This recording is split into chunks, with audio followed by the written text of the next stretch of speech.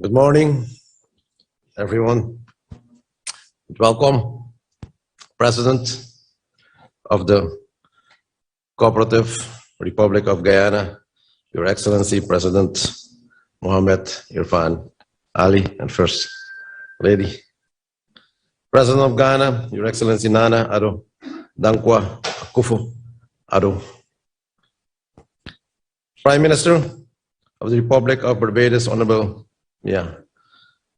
Motley, the Honorable Brigadier Retired Mark Phillips, Prime Minister of Guyana, Vice President of the Cooperative Republic of Guyana, Your Excellency Part Jagdeo, Madam Chancellor of the Judiciary, Speaker of the House,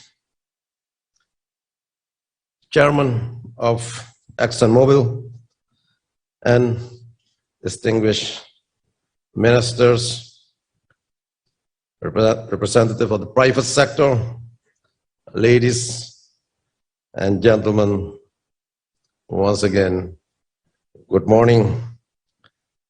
And I'm very pleased to participate in this important international oil and gas conference dealing with how we create a sustainable energy future in our countries.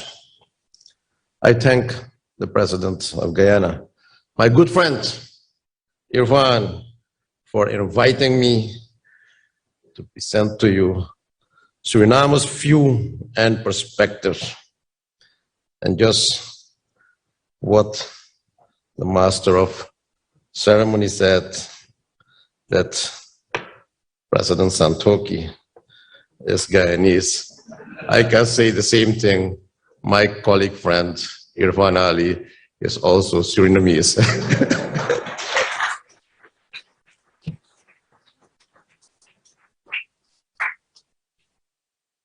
It sings perfectly with the spirit in which we both have cemented our relationship since we took office.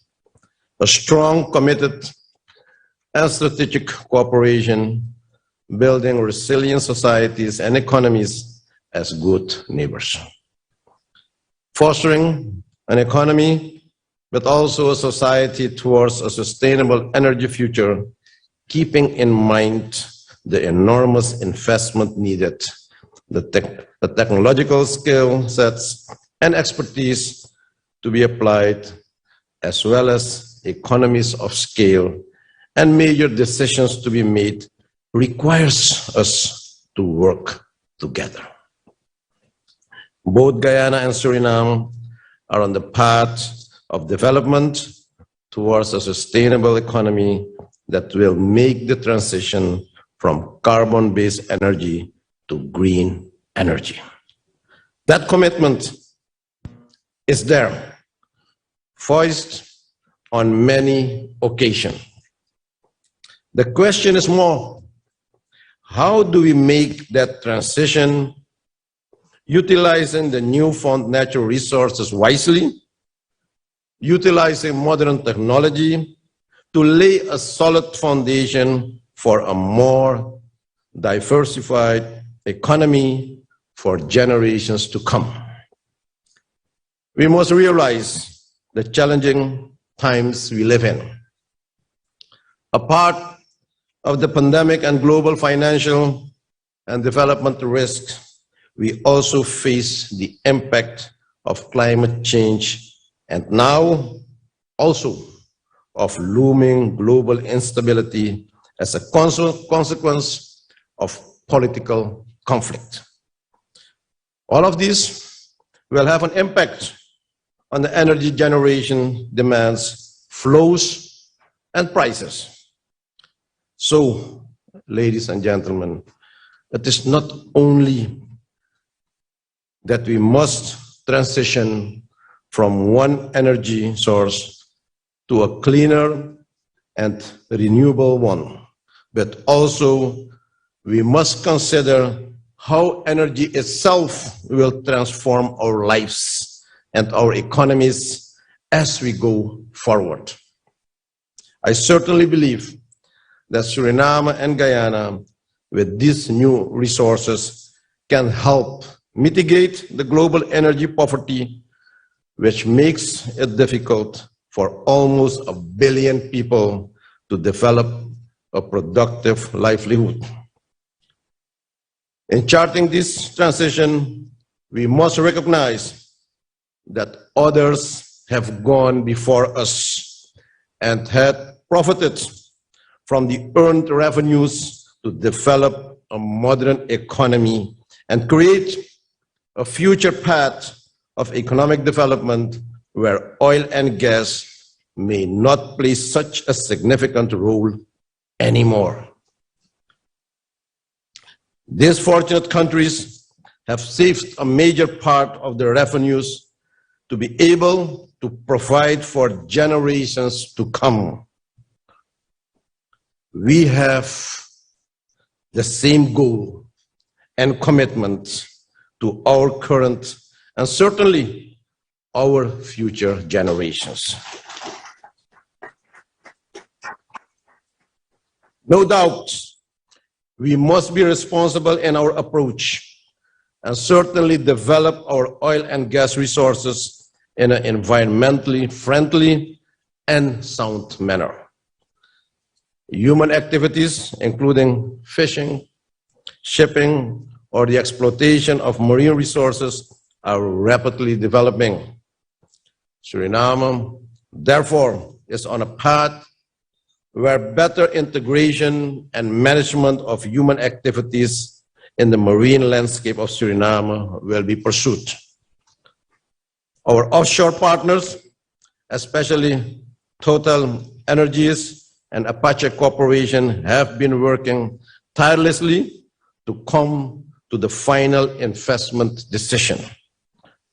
We also look forward to the drilling programs of other international oil companies. In 2022, a number of wells are planned in Suriname's Block 58, while Shell will drill an exploration well in Block 42, and Apache Corporation will drill an exploration well in Block 53 as well. Recently, we also concluded a bidding round for shallow shore west blocks and negotiated production sharing contracts with renewed international oil companies. Dear colleagues, ladies and gentlemen, in charting the way forward, a sustainable energy future, we will need to take important and fundamental decisions in the areas of energy reduction and energy education, renewable energy, local content development, and strategic energy cooperation. We will need to empower our people and private sector to go a different route. In my view, in building a sustainable energy future goes with special responsibilities with the population in how they consume and save energy, but also in how to mitigate the harmful impacts of the oil and gas industry. Suriname will dedicate in 2022 budget more resources to educate, especially the youth and the private sector, on how energy is used in an efficient, sustainable, and responsible manner. Equally, our societies must invest in green energy and promote the use of these renewable energy resources. Adoption and installation of renewable energy sources such as from gas, solar, wind, hydro, and others will offer significant benefits to our countries. We are currently collecting data to consider the feasibility of wind energy for Suriname. Villages in the interior of Suriname, which are not connected to the grid, lack energy for household purposes. We have found a sustainable solution for these villages by installing hybrid systems in these villages. Hybrid systems consist of primarily energy generation by solar power generation and a diesel power generation as a backup. But we're looking also at solutions with hydroelectric power, but we still need to research on this as it has strong impacts on the environment, the biodiversity, and communities, which we have experienced already with our hydro energy dam. So in this, we need to work together. We need to invest in research and the technology if it is beneficial for our people. That's why the commitment from countries to start investing in new energy generation technologies such as hydrogen and fuel cells is of critical importance. At the same time, those who have provide end users products must invest in utilizing green energy. And while we're making these transitions, our domestic business community must be involved and prepared to benefit from these prospects to secure jobs, income, and operational capacity. Therefore, with regard to local content, we have taken a number of steps. Firstly, we are promoting local content as government. Just 3 days ago, a well-attended seminar to engage with all relevant stakeholders was organized by the government in collaboration with the private sector. Based on these discussions, a local content policy will be formulated, including the creation of a center to promote local content. In the meantime, several initiatives have been undertaken that resulted in the provision of goods, services, and manpower from Suriname. The most prominent initiative so far has been the issuance of an expression of interest for building additional port capacity. The response has been excellent, and we are pleased to note that the 4 expressions considered are to be the most suitable, and all have a major Surinamese partner. At the moment, the government and the private sector together are working on our investment legislation. Secondly, we are developing and upgrading the formal TVAT, technical and vocational education and training education in Suriname, amongst others, in cooperation with Dutch institutes that have provided this type of education for many years in the North Sea operations. Dear colleagues, ladies and gentlemen, to secure an economy that is sustainable and resilient with growth, we have designed a concept of sustainable development beyond our borders, which basically promotes functional cooperation between the neighboring countries, Guyana and Brazil, in 5 areas: infrastructure, environment, investment, market expansion, and energy.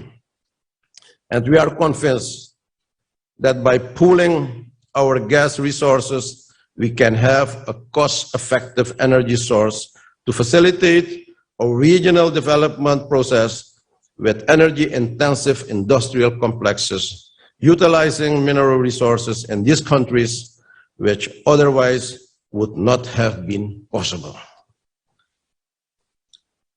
On the 21st of January 2022, the presidents of the neighboring states, Guyana, Brazil, and Suriname, met in Paramaribo for initial discussions about the strategic cooperation framework and follow-up work to develop the agenda and execution is going on. As responsible leaders, we must look ahead, far ahead indeed, but if we do not start now, we will not only lag behind, but we will waste opportunities. Mr. President, our host, Dr. Irfan Ali, dear colleagues, ladies and gentlemen, both countries, the leaders and their people have a historic and unique task, a responsibility and obligation to manage the oil and gas resources well. To do so in such a way that sustainable and reliable path forward is set, to create an economy upon which future generations can build and derive a steady income from.